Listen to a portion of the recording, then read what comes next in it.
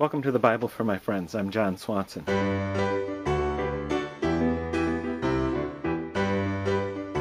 I love reading the Bible. I hate having to read the Bible. That's why I'm not great with Bible reading plans that start here and then in 90 days or in 365 days get to there. I have a lot of friends who struggle with that too, and so we have lots of great intentions of reading the Bible, but we often don't get very far doing it as we try to measure up to those things. So in this series of videos, I want to share with you some of the ways that I read the Bible, the ways that I approach the Bible, ways that show up in my writing, that show up in my teaching, that show up in my conversations with God and with other people, ways that have people say to me, "You help me look at the Bible differently." Now, I'm not a Bible scholar. For me, a Bible scholar is a person who has degrees from a seminary and who has studied Greek and Hebrew. I am, on the other hand, a communication scholar. And if the Bible is actually God talking to us, talking with us, then I probably do know some things that can help us understand what's in the text. My shelves are full of books. Many of them are about the Bible. Commentaries, handbooks, dictionaries, theologies. And that's why I almost didn't start into this project, because I thought, well, everybody knows all these things. Then it hit me one day that you may not have read all of those books. Now, I don't mean that as a critical statement. I've never read an accounting book. I'm a reasonably intelligent person, but I'm not an accountant. And so I've not studied accounting. What I do is I depend on people who have studied accounting to identify the things that matter to me and to translate those into me, to say them in ways that I can understand. And so that's what I'm here to do, to try and help translate the Bible into you. I do that 5 days a week at a place called 300wordsaday.com.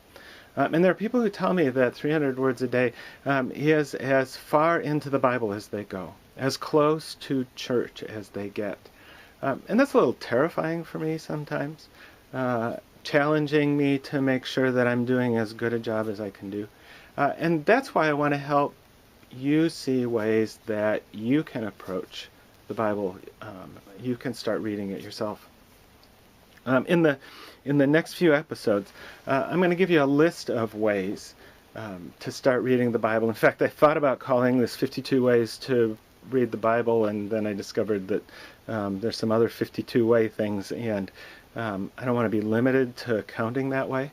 But what you're going to discover as we work through this list and other things that we talk about here is that the ways that I'm going to talk about reflect different kinds of learning. I'm going to talk about these for people with different amounts of Bible understanding, different amounts of concentration, different learning styles, different degrees of comfort with emotion.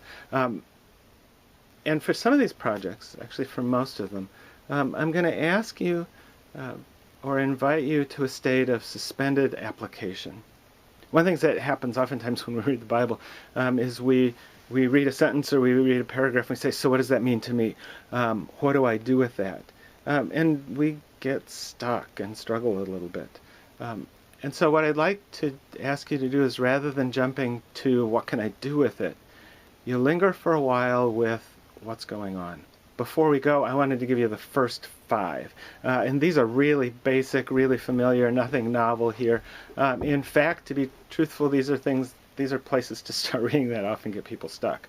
But I wanted to start there anyway so that you can want the other things that I want to talk about. The first way to start reading is to start with Genesis and just read straight through. It's a very familiar way to do it. It's an easy thing to start.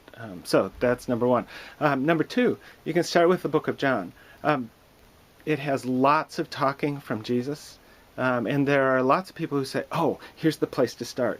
One of the things that I discovered recently when I was reading through the Gospel of John, however, is that it starts with some philosophy and theology, in that you can get stuck at the outset. So, but if you're comfortable with just starting reading and going on, start with John. The third way you can do is you can start by reading the Gospel of Mark. Matthew, Mark, it's the second book in what's called the New Testament. It's the shortest of the stories of Jesus. There are 4 stories of Jesus. Mark is the shortest one. It can get you really engaged. It has more miracles per square verse than the rest of the stories. So third way you can do is to start with Mark. Fourth way you can start reading is to start with the book of Nehemiah. It's in the Old Testament. It's the story of a guy who was a civil servant and helped rebuild the walls of Jerusalem in a pretty short period of time, and then helped rebuild the people of Jerusalem, rebuild their confidence, rebuild their understanding of who God was, who God is. So Nehemiah is a place to start if you want to start with story a little bit more. And I wrote a book that talked about that. It's called A Great Work. You can look it up on Amazon. But it's a way of approaching the book of Nehemiah that might be helpful. The fifth thing to do, it's going to involve a little bit of work on your part, is to look for a chronological Bible. A chronological Bible is organized not in the order of Genesis, Exodus, the order that we're familiar with, but looks instead at the historical order of the stories that are being told.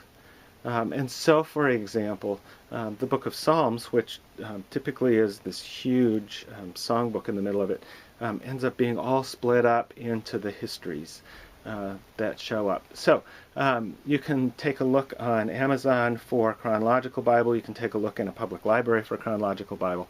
And that's a fifth way of approaching the text. I had to make one other suggestion as you're thinking about reading, and that is this. As you're reading, turn off television and other kinds of distractions. Research suggests that we can focus only on 1.6 conversations at a time. And so if we start focusing on television or other things that are going on, it leaves us only 0.6 capacity to pay attention to the Bible. So do your reading with a lot less going on. Now, one of the questions that often shows up for me is, what version should I read? There's so many different kinds of Bibles. Which one should I read? And that's where we're going to start with number 6. Thanks for stopping by. This is the Bible for My Friends. You can catch up with me at 300wordsaday.com. And I'm John Swanson, and I look forward to talking to you again.